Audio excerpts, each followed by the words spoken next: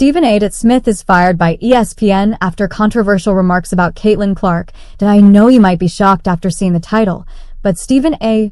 really got fired because he talked crap about Caitlin, and that is something no one saw coming. I mean, we've all watched him roast every basketball player who steps out of line and hate Caitlin Clark, from Cheryl Swoops to Angel Reese. Especially when Angel started her world tour of trash talk Seth, but Stephen A. Smith, now it's taking it to another level, but this time, Stephen messed up. He said Caitlin and her fans were overreacting to things like Caitlin getting poked in the eye and body slams, but we are in the news and know what really went down. And what is embellish? Let's find out what he means by exaggeration now. Stories were exaggerated, stories were embellished. Stephen A. Smith, the man who's basically been ESPN's loudspeaker for the last however many years, the king of hot takes, the guy who yells so loud you can feel your TV vibrating, decided to roast Caitlin Clark. Dude didn't just step over the line.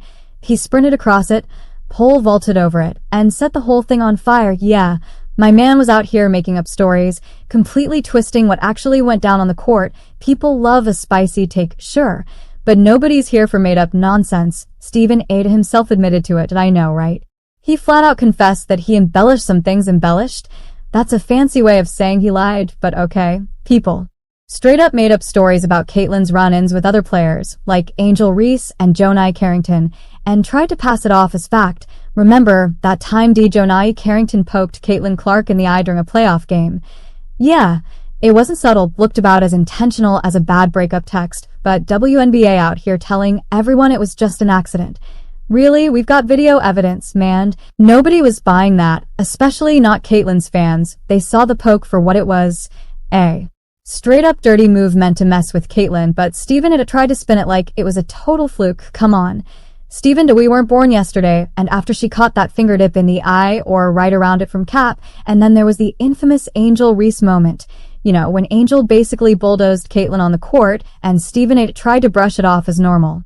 Basketball. What basketball are you watching, man? That wasn't a foul. That was a full-on body check. Do you think Caitlin was playing in the NFL the way Angel went at her? But nope, Stephen A.'s like, no big deal, except, yeah, it was a big deal. Caitlin was being targeted. And everybody saw it, everybody except Stephen A., apparently, who was busy spinning his little web of fake narratives. WNBA was basically trying to downplay the fact that Caitlin was being straight up targeted on and off the court. It's like he was running interference for the players who were going after her while making Caitlin look like she was overreacting or being dramatic. Spoiler alert. She wasn't found. Seattle, and all of a sudden, we're pretty close. This has been as close as it's been all second quarter long. Point 44. And let me tell you, the basketball world wasn't about to let that slide. Caitlin Clark is a star, an absolute legend.